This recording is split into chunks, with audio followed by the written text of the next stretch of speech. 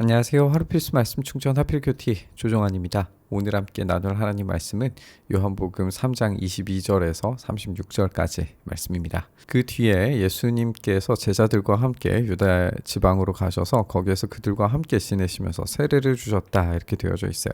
근데 여기에 세례를 주다라고 하는 주체가 예수님이 될 수는 없을 것 같습니다. 왜냐하면 요한복음 4장 2절 말씀 확인을 해보면 사실은 예수님께서 직접 세례를 주신 것이 아니라 제자들이 준 것이다 라고 이렇게 이야기하고 있기 때문에 그래요. 그리고 또 이 뒤에도 직접 세례를 주시지 않았다라고 하는 표현들을 우리가 찾아볼 수 있겠죠. 어쨌든 예수님께서 세례를 주실 때에는 이런 물 세례가 아니라 성령으로 세례를 주실 겁니다.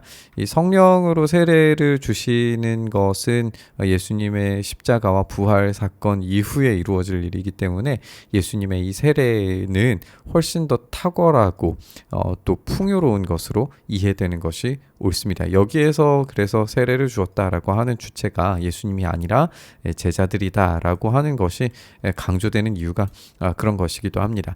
살렘 근처에 있는 에논에는 물이 많아서 요한도 거기에서 세례를 주었어요. 여기에서의 요한은 이제 세례 요한이죠.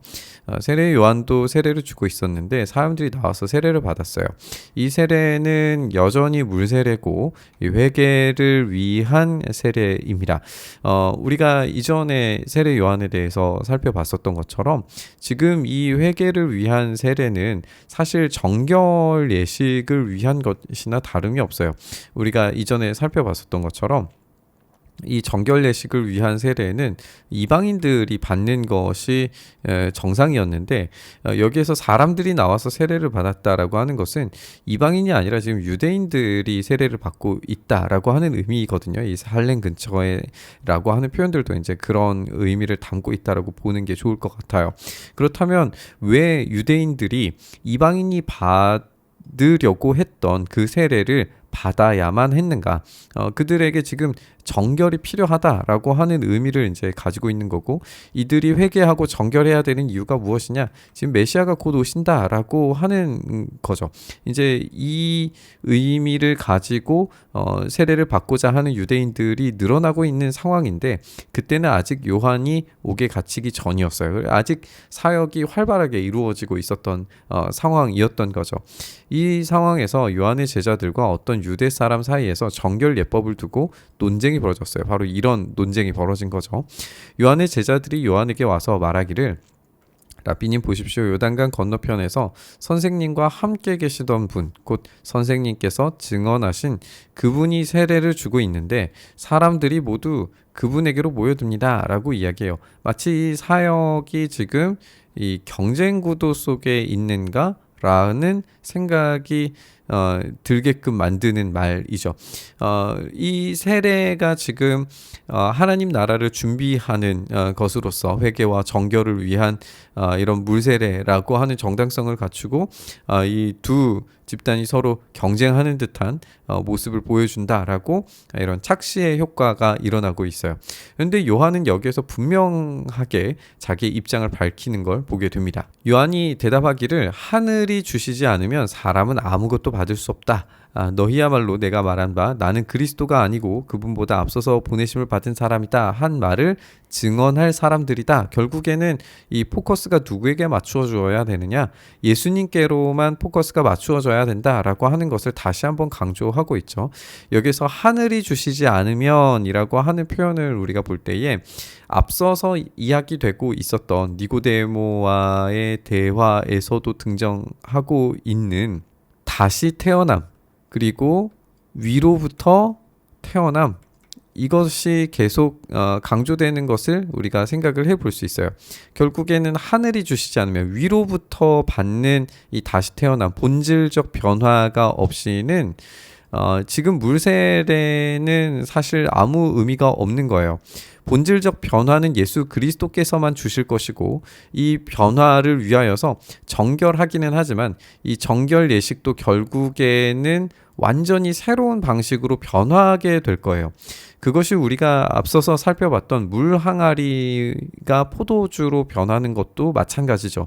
물 항아리도 현재에서는 정결 예식을 위한 거예요. 그런데 본질적 변화를 겪어요. 포도주로.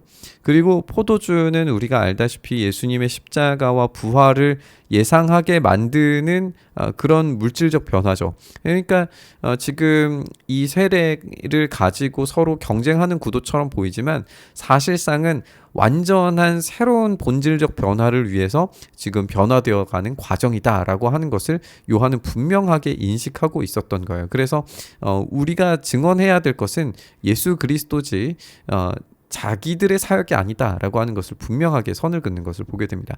여기에 요한이 이제 하나의 예시를 더 두는 걸 보게 되는데요. 신부를 차지하는 사람은 신랑이다. 신랑의 친구는 지금 우리로 하면 이제 들러리가 되겠죠. 들러리는 신랑이 오는 소리를 들으려고 서 있다가 신랑의 음성을 들으면 크게 기뻐한다. 나는 이런 기쁨으로 가득 차 있다. 이렇게 이야기하고 있어요.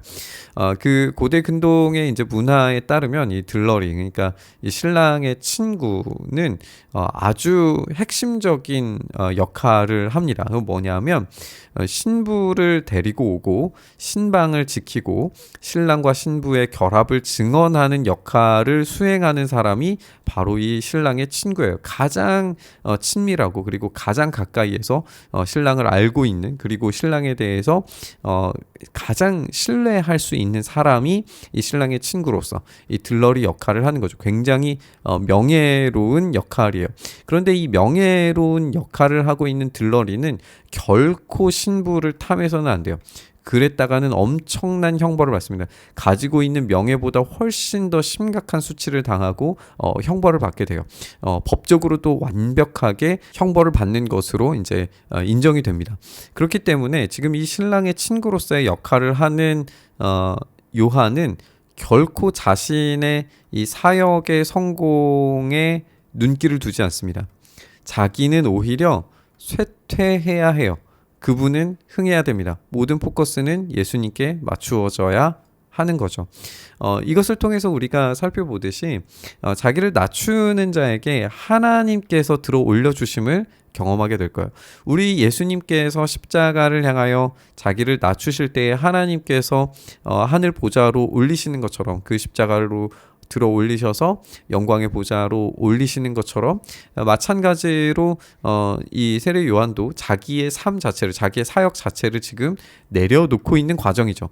내려놓으니까 하나님께서, 우리 주님께서 그 명예를 지켜주시는 겁니다. 세례 요한의 그 명예가 그래서 지금까지도 우리가 지켜지고 있는 것을 확인하게 되는 거죠. 이제 31절에서 36절은 이 기록을 하고 있는 요한, 이 사도 요한이 이 이야기들에 대한 이 해설을 붙이는 것이라고 이해하는 게 좋을 것 같아요. 위에서 오시는 이는 모든 것 위에 계신다라고 이야기하고 있습니다. 위에서 오시는 이는 결국에는 예수 그리스도시죠. 그러니까 이 본질적으로 어디에서부터 시작하는가가 중요해요. 땅에서 시작하는 것은 땅에서 변화를 일으킬 거예요. 그런데 위로부터 오는 변화는 본질적이고 탁월한 변화가 되겠죠. 왜냐하면 이 세상에서 경험되는 변화가 아니기 때문에 그래요. 그러니까 위에서 오시는 이 예수 그리스도께서는 모든 것 위에 계심으로 이 땅 위에서 난 사람 땅에 속하여서 땅의 것을 말하지만 이 하늘에서 오시는 이 예수님께서는 모든 것 위에 계시기 때문에 자기가 본 것은 하늘에서부터 보신 거예요. 그러니까 하나님과 함께 하시는 것을 보시고 그것을 들으시고 그것을 증언하시는 분이세요. 우리가 니고데모 이야기부터 시작하는 이 3장 이야기를 생각을 해보면 니고데모는 우리가 안다라고 이야기를 했었어요. 근데 우리가 안다라고 말한 것이 결국에는 무지였다라고 하는 것이 드러났었죠. 그런데 예수님께서 우리가 증언한다라고 그렇게 이야기하셨어요. 그것이, 이 증언이 하늘의 하나님의 계획에 대한 이 본질적 변화에 대한 계획을 알려주시는 거다라고 함께 나눴었어요. 여기에서도 이제 동일한 이야기를 하고 있는 거죠. 본 것과 들은 것은 하늘로부터 시작하는 것이기 때문에 그 질적인 면에 있어서 이 본질적으로 탁월하다라고 하는 것을 우리가 알 수 있습니다. 그런데 아무도 그의 증언을 받아들이지 않아요. 우리가 이전 본문에서 살펴봤던 것처럼 어둠에 머무르는 사람들이 있어요. 이 어둠에 머물러서 이 빛을 거부하는 자들이 있는 거죠. 그의 증언을 받아들이는 사람, 이 빛 가운데 거하는 사람은 하나님의 참되심을 인정한 것으로서 결국에는 멸망치 않고 영생을 얻게 될 것이다 라고 하는 약속을 얻는 자들입니다. 하나님께서 보내시는 이 결국에는 이제 예수님을 이야기하는 것이고, 예수님께서는 하나님의 말씀을 전하세요. 그것은 하나님께서 그에게, 여기에서도 이제 예수님이라고 보는 것이 적절하겠죠. 예수님께 성령을 아낌없이 주심으로써 이 성령을 통한 참된 지식을 제공해 주십니다. 그리고 이 참된 지식이 바로 이 구원에 대한 지식이에요. 근데 여기에서 이제 이 성령을 아낌없이 주신다라고 하는 것이 우리가 이전 장면에서 함께 이야기했던 것처럼 바람이 어디로부터 와서 어디로 가는지 알지 못하지만 그것을 완벽하게 경험하는 것처럼, 그래서 이 성령과 이 바람의 비유를 함께 연결시켰었는데, 여기에서 성령을 아낌없이 주심으로 말미암아서 그 하나님께서 구원하시는 그 이 역사가 예수님을 통하여서 이 본질적 변화가 반드시 경험된다라고 하는 것을 우리가 알 수 있어요. 이 참된 이 진실한 변화에 대한 경험은 어떤 지식이나 알매에서 끝나는 것이 아니라 본질적 변화로 경험된다라고 하는 것을 우리가 계속 이제 강조하고 있죠. 그래서 아버지는 아들을 사랑하셔서 모든 것을 아들 손에 맡기셨기 때문에 이 아들 손에 맡겨주신 이 구원, 이 변화의 경험을 예수님의 십자가와 부활을 통하여서 선물로 우리에게 제공해 주실 거예요. 그래서 아들을 믿는 사람에게는 영생이 있게 되는 거죠. 계속 이제 반복되는 이야기이지만 증언을 받아들이지 않는 자들, 아들에게 순종하지 않는 사람, 이게 이제 연결이 될 거예요. 증언을 받아들이지 않는 것, 이 알매에 대해서 거부하는 것은 순종하지 않는 것과 마찬가지예요. 지금 여기에서 순종이라고 하는 것도 나오죠. 이 순종이라고 하는 측면으로 봤을 때 이 불순종은 결국 적극적인 거부가 되어서 심판에 머무르게 될 거예요. 우리가 이전 본문에서도 함께 나눴었지만 이 세상을 하나님께서 사랑하세요. 그러니까 세상을 사랑하셔서 구원을 주시기 위해 아들 예수 그리스도를 보내셨는데, 이 세상은 지금 하나님의 진노를 받아 마땅한 상태예요. 그렇기 때문에 예수 그리스도를 믿고 이 빛에 동참하여서 이 낮은 곳으로 임하는 자들은 결국 하나님의 올려주심을 경험하게 될 거예요. 그런데 이것을 적극적으로 거부하고 어둠 그 자체에 있는 자들은 하나님의 진노에 떨어질 수밖에 없어요. 사실 그 자리에 머물러 있는 사람들은 내가 심판을 받는지 안 받는지조차도 모르는 상태예요. 오직 빛을 경험하고 빛으로 나아가려고 하는 사람만이 그 어두운 가운데 심판이 떨어지는 것을 확인하게 되죠. 그래서 이 생명을 얻지 못하고 하나님의 진노를 사는 것은 지금 현재 상태에서 이 빛을 거부하는 자들이에요. 오로지 예수 그리스도를 믿는 자들, 순종하는 자들만이 참된 구원, 영원한 생명으로 나아가게 된다라고 하는 해설을 여기에서 다시금 정리하면서 붙이고 있습니다. 이렇게 이 복음에 대한 핵심적인 내용들을 오늘 이 본문에서 풍성히 찾아볼 수 있습니다. 우리가 오늘 함께 살펴본 것처럼 이 세례 요한이 계속해서 예수 그리스도께만 집중하도록 자신의 모든 사역들을 이제 점점 더 내려놓고 예수님께서 하시는 그 참되고 본질적인 변화를 향하여서 계속해서 나아가고 자신은 죽이고 예수 그리스도께 집중하게 만드는 그런 사역들을 우리가 함께 살펴보게 되잖아요.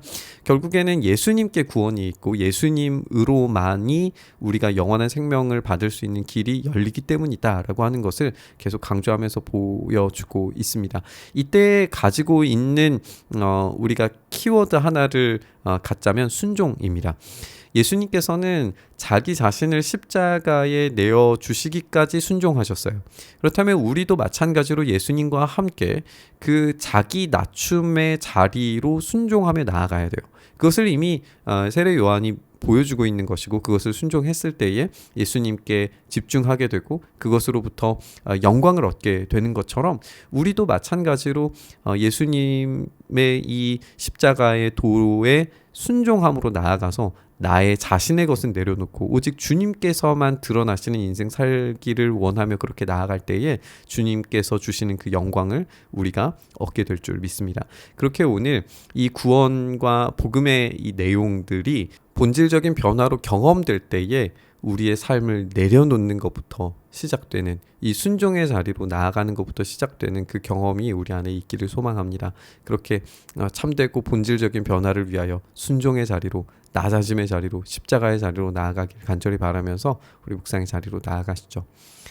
주님, 그렇게 우리의 구원이 오직 십자가를 향하여 나아가는 참되고 본질적인 변화를 향하여 나아가는 낮아짐, 그 순종에서부터 시작되어야 된다는 사실을 다시 한번 기억합니다.